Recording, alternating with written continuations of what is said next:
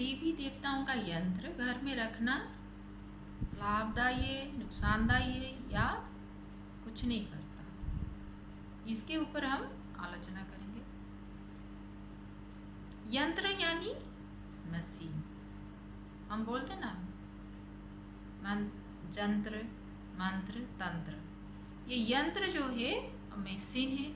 मंत्र तो जो उच्चारण करते हैं, तंत्र यानी औषधि जो वनस्पति है ना उसके जो प्रयोग है उसको तंत्र बोलते हैं।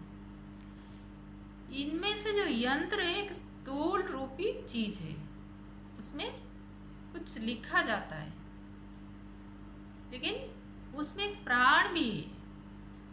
हम सोचते हैं जो दिखता है ना कुछ धातु का, या नहीं तो पेपर में लिखा होता है या तो किसी पत्ते के ऊपर लिखते हैं कुछ कुछ, वो दिखता तो स्थूल रूपी है लेकिन उसमें एक प्राण है। अब जो यंत्र जो मशीन हम काम में लगाते हैं ना उसका काम क्या है?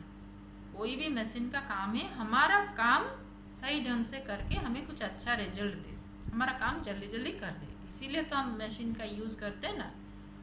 उसी तरह ये यंत्र का भी काम है कि हमारी साधना सफल हो, हम हमारी जो मनोकामना है वो जल्दी जल्दी हमें मिल जाए, इसीलिए ये यंत्र रखा जाता है। अगर उसमें प्राण प्रतिष्ठा नहीं हुआ है, उसमें प्राण नहीं है, तो वो यंत्र भी किसी काम का नहीं है।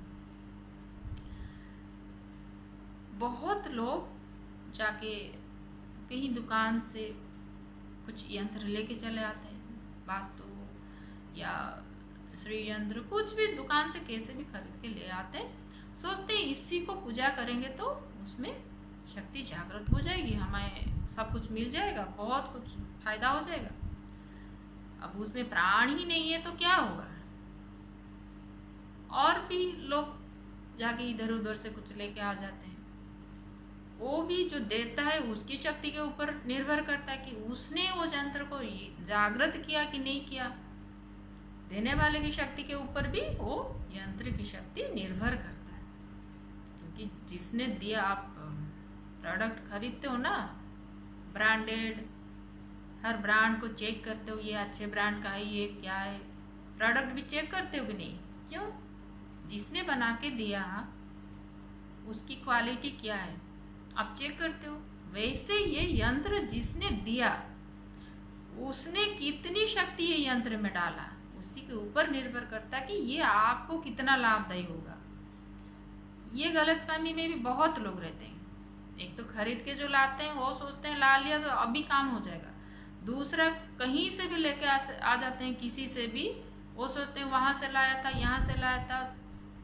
कहाँ से लाए थे वो बड़ी बात नहीं है, वो देने वाला कितना शक्ति डाल के दिया, कौन सी शक्ति डाल के इसमें दिया, वो ही तुम्हारे काम में आने वाला है। अगर वो यंत्र पूर्ण रूप से जागृत है, किसी सिद्ध ने दिया, तो काम करेगा ही करेगा, बहुत जल्द ही आपको उसका फल मिलेगा। अगर वो सिद्ध नहीं है, उतना शक्ति ये देने वाले के पास नहीं है, तो यंत्र भी किसी काम का नहीं होगा। एक आदमी आया था मेरे पास, उसकी नौकरी चली गई थी, उसी समय समझो उसके पास कुछ एक पैसे की कितनी तंगी रहेगी, उसको मैंने पूरा बेचारा टूट गया था। फिर नौकरी के चक्कर में बहुत सारे एस्ट्रोलॉजर ये सबके पास घूमने लगा, पूरा चक्कर काटने लगा कैसे नई नौकरी मिल जाए। वो लोग उसको ऐसे लूटे कि ये करो, ये पूजा करो, किसी ने बोला ये यंत्र खरीदो, एक ने बोला ये श्री यंत्र जो कछुआ कुछ रहते हैं उसके ऊपर, पता नहीं मुझे तो ठीक से पता नहीं है, वो वाला यंत्र कर लो, वो उसके लिए भी 40,000। एक तो नौकरी नहीं था बेचारा, थोड़ा मिडिल क्लास का इंसान है, उसमें पैसा तो था नहीं तभी नौकरी गई है, फिर उसमें से ये 40,000 का ये खर्चा करो, सब कुछ कर लिया, नौकरी तो मिली नहीं, वो यंत्र के चक्कर में वो भी गया।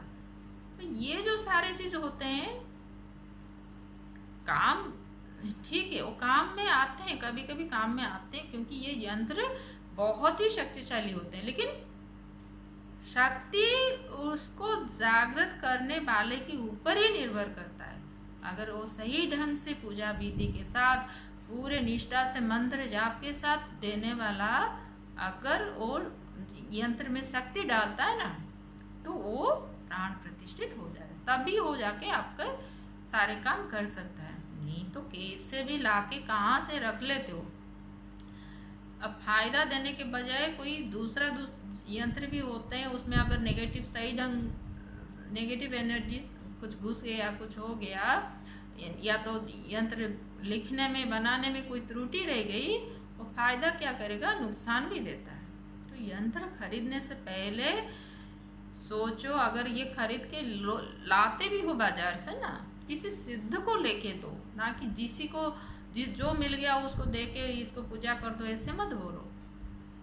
इसको सिद्ध करना है, वो यंत्र को प्राण प्रतिष्ठित करना है, उसके पास गुरु प्रदत्त जो मंत्र है उसी को जाप करना है।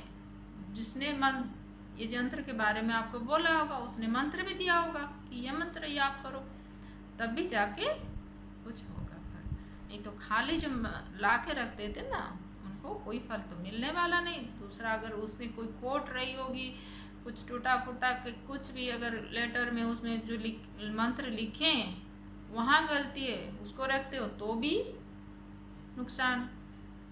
तो यंत्र जो है वो जागृत होना चाहिए और उसमें प्राण प्रतिष्ठा होना चाहिए। फिर जब उसको रखते हो और फिर पूजा पाठ करते हो या ध्यान करते हो, मंत्र जाप करते हो, वो आपको बहुत ही फल देता है और जो मनोकामना है वो जरूर पूरा